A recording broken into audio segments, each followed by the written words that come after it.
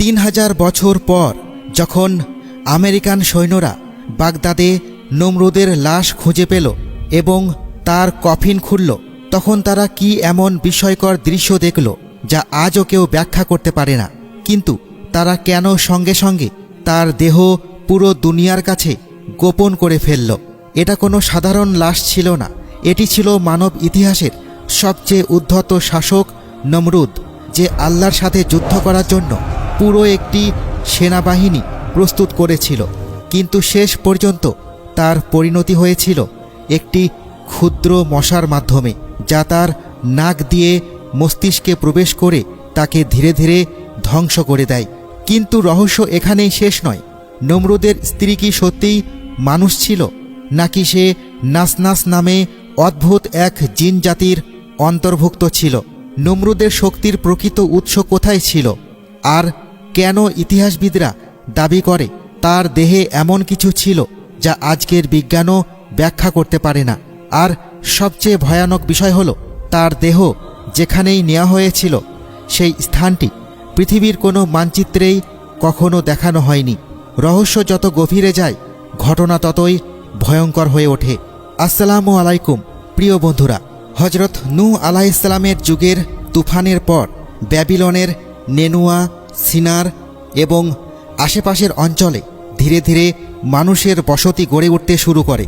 সেই এলাকায় হাম ইবনে নূহের বংশধরদের মধ্য থেকে এক ব্যক্তির জন্ম হয়, যার নাম ছিল কুশ।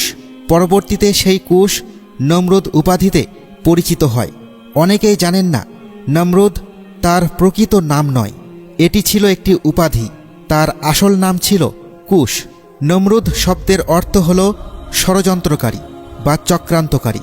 ইতিহাস বলে সে পৃথিবীর একমাত্র জালিম শাসক, যে সরাসরি আল্লাহর সাথে যুদ্ধ করার উদ্দেশ্যে আকাশের দিকে একটি বিশাল মিনার নির্মাণ করেছিল এবং আল্লাহর দিকে তীর নিক্ষেপ করার দুঃসাহস দেখিয়েছিল।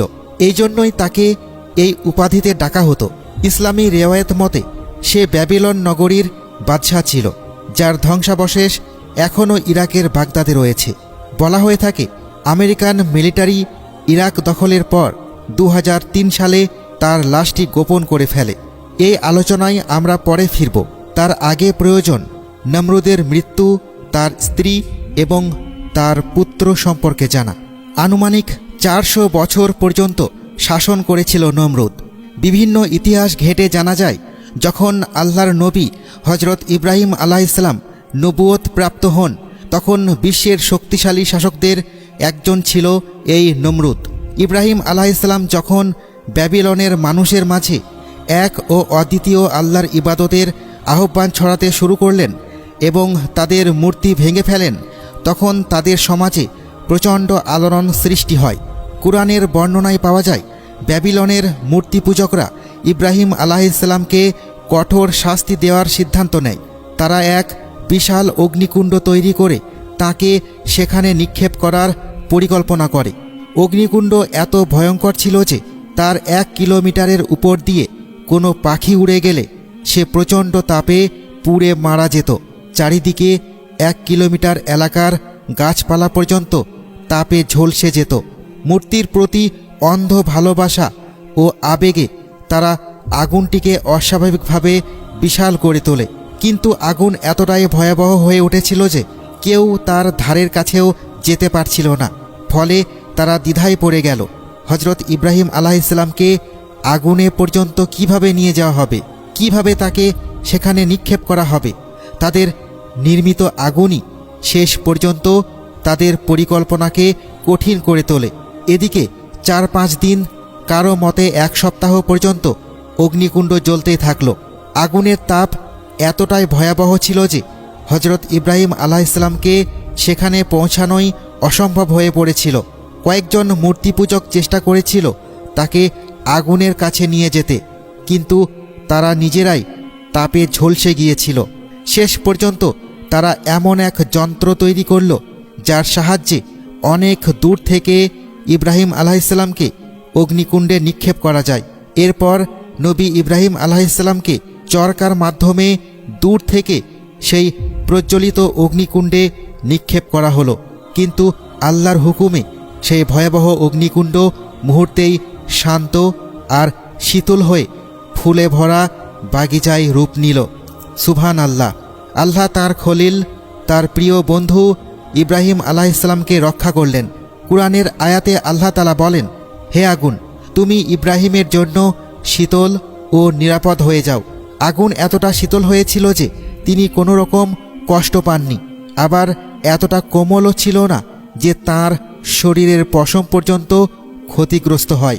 প্রায় 1 মাস পর অগ্নিকুণ্ড নিভলে ইব্রাহিম আলাইহিসসালাম সম্পূর্ণ সুস্থভাবে সেখান থেকে বের হয়ে এলে নমরুদ স্তম্ভিত হয়ে যায়। সে ভাবল, ইব্রাহিম কোন শক্তির দ্বারা রক্ষা পেল তা জানতেই হবে। তাই সে রাজকীয়ভাবে তাকে প্রাসাদে আমন্ত্রণ জানায়, খাবারের আয়োজন করে এবং বলল, ইব্রাহিম, তোমার খোদা তোমার সাথে আগুনের মাঝে একটি প্রাচীর তৈরি করেছিলেন। তার এই মহানতার প্রতি সম্মান জানিয়ে আমি 4000 কোরবানি করব। তখন ইব্রাহিম আলাইহিসসালাম বললেন, তোমার কোরবানি আল্লাহ কবুল করবেন না যতক্ষণ না তুমি তার প্রতি ঈমান আনো। নমরুদ তৎক্ষণাৎ রাগে বলল, আমি ঈমান আনব? তাহলে আমার রাজত্ব শেষ হয়ে যাবে। অতঃপর ক্রুদ্ধ কণ্ঠে বলল, কি এমন তোমার খোদা যাকে আমাকে মানতে হবে? ইব্রাহিম আলাইহিসসালাম শান্তভাবে বললেন, আমার রব জীবন ও মৃত্যুর মালিক। তখন নমরুদ উল্টো যুক্তি দেখিয়ে বলল, আমিও জীবন ও মৃত্যু দিতে পারি। সে সাথে সাথে কারাগার থেকে 2 জন মৃত্যুদণ্ডপ্রাপ্ত আসামিকে আনার আদেশ দিল। একজনকে মুক্ত করে বলল, দেখো, আমি তোমাকে জীবন দিলাম। আর অপরজনকে নিজের হাতে হত্যা করে বলল, একে আমি মৃত্যুদণ্ড দিলাম। জীবন মৃত্যু আমিও দিতে পারি। ইব্রাহিম আলাইহিসসালাম বুঝলেন এই লোকটি যুক্তি বোঝার ক্ষমতা রাখে না, তাই তিনি বিতর্ক না বাড়িয়ে বললেন, ঠিক আছে, আমার রব পূর্ব দিক থেকে সূর্য উদিত করেন এবং পশ্চিমে অস্তমিত করেন। তুমি যদি পারো পশ্চিম দিক থেকে সূর্য উঠাও এবং পূর্ব দিকে অস্ত করাও। এই অকাট্য যুক্তির সামনে নমরুদ সম্পূর্ণ নত হয়ে গেল। সে হতভম্ব হয়ে বুঝল ইব্রাহিম আলাইহিসসালাম সত্যি আল্লাহর সাহায্যপ্রাপ্ত একজন নবী। নমরুদ ভয় পেয়ে বলল, তুমি এই রাজ্যে থাকলে আমার শাসন দুর্বল হয়ে যাবে। হয় তুমি চলে যাও, নয়তো আমি তোমার বিরুদ্ধে কঠোর ব্যবস্থা নেব। আল্লাহর হুকুমে ইব্রাহিম আলাইহিসসালাম সেই ভূমি ছেড়ে চলে যান। কিন্তু ইব্রাহিম আলাইহিসসালাম চলে যাওয়ার পর নমরুদ বুঝতে পারল তার রাজ্যের বহু বুদ্ধিজীবী ইতিমধ্যেই এক আল্লাহর প্রতি ঈমান এনেছে। এতে ক্ষিপ্ত হয়ে সে প্রকাশ্যে আল্লাহকে চ্যালেঞ্জ জানালো।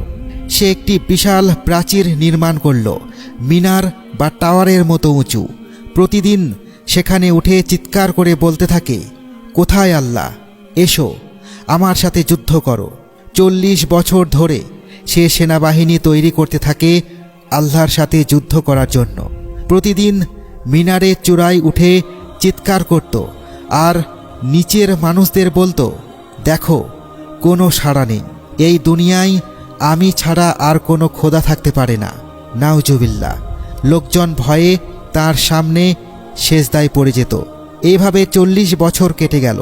ঠিক সেই সময় আল্লাহ রাব্বুল আলামিন আসমান থেকে একজন ফেরেশতাকে মানুষের রূপে পাঠালেন নমরুদের কাছে। ফেরেশতা তাকে এক ও অদ্বিতীয় আল্লাহর ইবাদতে ফিরে আসার দাওয়াত দিয়ে বলল, হে নমরুদ, আল্লাহ তাআলাকে ভয় করো এবং তার নাফরমানি থেকে বিরত থাকো। আল্লাহর শক্তি তোমার ও তোমার সেনাবাহিনীর শক্তির চেয়েও অসীম। তিনি চাইলে খুব দুর্বল একটি মাখলুকের মাধ্যমেও তোমাকে ধ্বংস করে দিতে পারেন। কিন্তু এর বদলে নমরুদ প্রকাশ্যে আল্লাহর বিরুদ্ধে যুদ্ধ ঘোষণা করল। ফেরেশতা তখন বলল, হে নমরুদ, গত 40 বছর ধরে আল্লাহ রাব্বুল আলামিন তোমার সব কর্মকাণ্ড দেখছেন। তিনি ঘোষণা করেছেন, আগামী 3 দিনের মধ্যে তুমি তোমার শেষ বাহিনী প্রস্তুত করো, কারণ তিনি তার পক্ষ থেকে বিশেষ সৈন্যবাহিনী পাঠাবেন। নমরুদ সাথে সাথে যুদ্ধের প্রস্তুতি নিতে শুরু করল। 3 দিন পর আল্লাহর হুকুমে আকাশ থেকে নামল এক ক্ষুদ্র মাখলুকের বাহিনী, যেটি ছিল মশার বাহিনী। তারা ঝাঁকে ঝাঁকে নমরুদের বাহিনীর উপর আক্রমণ শুরু করল। সৈন্যরা ব্যাধিস হয়ে পালাতে লাগল। বিষাক্ত মশার কামড়ে অসংখ্য সৈন্য মারা গেল। এরপর আল্লাহর নির্দেশে সেই মশা বাহিনীর একটি প্রধান মশা নমরুদের নাক দিয়ে মস্তিষ্কে প্রবেশ করল এবং সেখানে নিরন্তর কামড়াতে লাগল। যন্ত্রণায় নমরুদ মাথা ধরে চিৎকার করতে লাগল। যন্ত্রণা এতটাই তীব্র হয়েছিল যে কোনো ব্যক্তি নমরুদের সাথে সাক্ষাৎ করতে আসলে তাকে বলতো, আমার মাথায় 2 থাপ্পড় দাও, কারণ এতে তার সামান্য স্বস্তি হতো। এর ফলে রাজ্যের বড় বড় ব্যক্তিরা সেজদা না করে তার মাথায় 2 বাড়ি মেরে চলে যেত, আর এতে নমরুদ খুশি হতো। ইতিহাস বলে সেই মশা মাথার ভেতরে নিয়ে নমরুদ 40 বছর যন্ত্রণায় বেঁচেছিল। তার অবস্থার দিন দিন অবনতি হচ্ছিল, কিন্তু আল্লাহ তাআলা তার মৃত্যু সহজ করেননি। অবশেষে তার সেবায় নিয়োজিত লোকেরা অতিষ্ঠ হয়ে ভারী বস্তু দিয়ে সজোরে মাথায় আঘাত করল। সে আঘাতে নমরুদের মাথা ফেটে গেল এবং জীবিত অবস্থায় সেই মশাটি বের হয়ে আসে। ফলে যুদ্ধে মশা বাহিনীর প্রধান বিজয়ী হল আর নমরুদ পরাজিত হয়ে মারা গেল।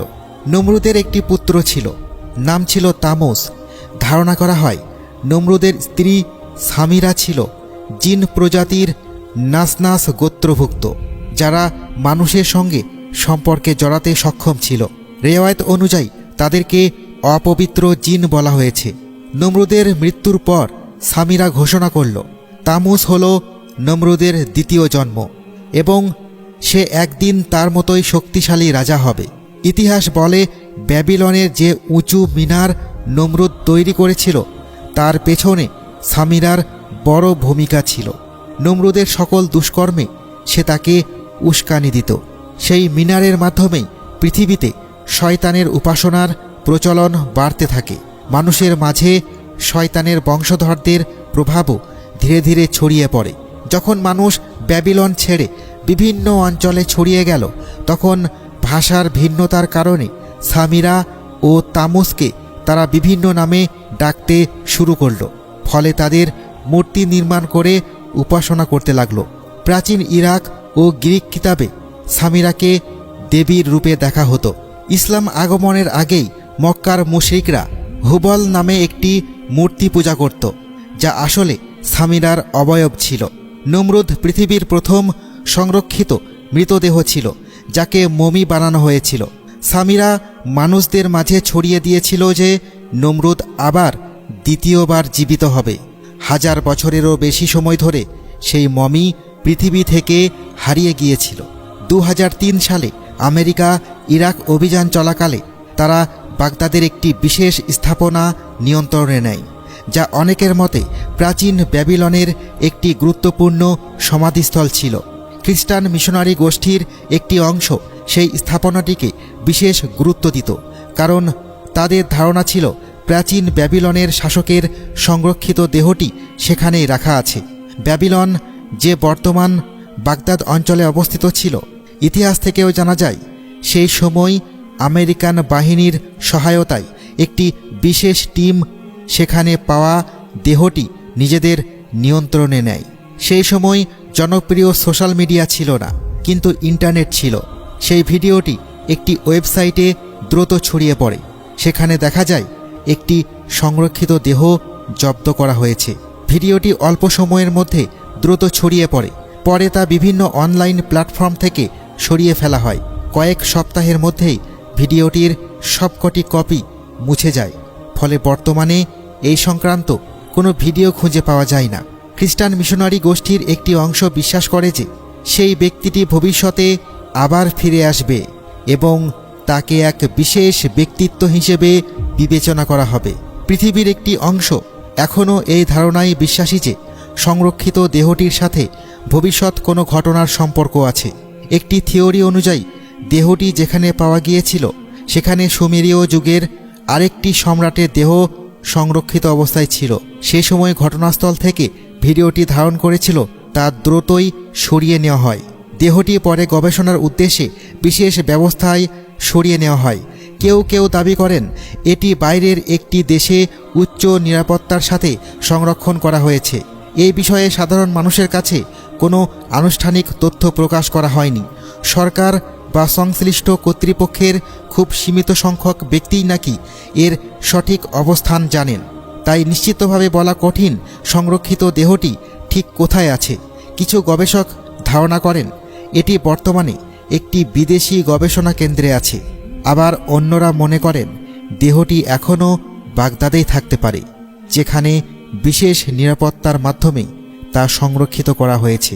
এই দুই মতের কোনোটি নিশ্চিতভাবে প্রমাণিত নয়।